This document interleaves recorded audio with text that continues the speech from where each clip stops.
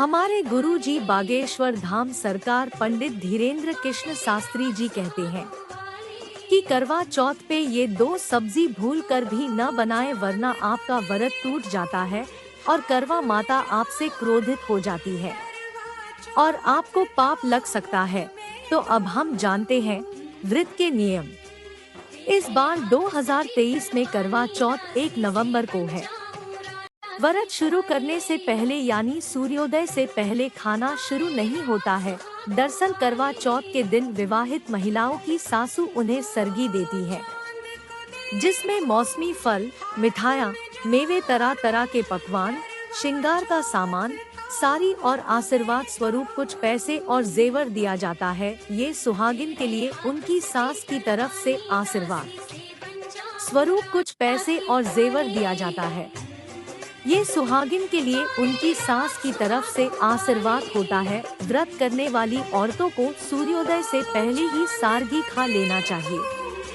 सारगी की थाली में रखी जाने वाली चीजों जो व्रत से पहले खाई जाती है, लेकिन थाली में रखा सामान और सारी जेवर औरतें पूजा के समय पहनकर अच्छे से तैयार होती हैं, क्योंकि करवा चौथ में 16 श्रृंगार करके ही चंद्रदेव की पूजा की जाती है। इस दिन सुहागिन औरतों को लाल, पीले, नारंगी, गुलाबी जैसे सुहाग के प्रत्येक रंगों को ही पहनना चाहिए। शाम को पूरी तरह से तैयार होकर करवा चौथ के व्रत की पूजा करनी चाहिए। फिर चंद्रमा को अर्घ देकर अपने पति को आप अपने हाथों से पानी पिलाकर व्रत खोले। उसके बाद घर में बने पकवानों से आप पारण करें, लेकिन ध्यान रहे भूल से भी करवा चौथ के पारण में या सर्दी में बने भोजन में प्याज, लहसुन जैसी तामसिक सब्जियां का इस्तेमाल ना करें। इस दिन भूल से भी मांस, मच्छी, अंडा या कोई भी तामसिक भोजन नहीं करना चाहिए, क्योंकि मान्यता अनुसार करवा चौथ का व्रत करने वाली सुहागन औरतें अगर इस नियम का पालन नहीं करती हैं, तो उन्हें व्रत का सुफल नहीं मिलता है, क्रोधित हो जाती है। करवा चौथ मैया इस दिन आप सगी में ये व्रत खोलते समय शुद्ध और सात्विक भोजन का ही इस्तेमाल करें।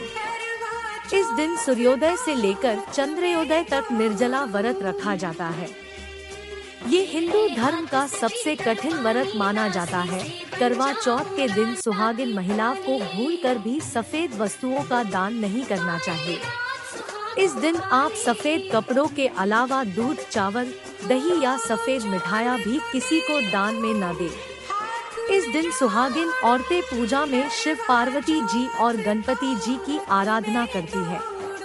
उनसे अपने पति की लंबी उम्र की प्रार्थना करती है। पति पत्नी के आपसी संबंध में मधुरता बनी रहे, इसकी कामना के साथ व्रत करती है। पति पत्नी के रिश्ते में चंद्रमा की शीतलता और शुद्धता बनी रहे, इसलिए चंद्रमा के साथ ही पति की भी आरती उतारती है। करवा चौथ का व्रत करने वाली सभी सुहागिन बहनों को करवा चौथ के ढेर सारी शुभकामना है।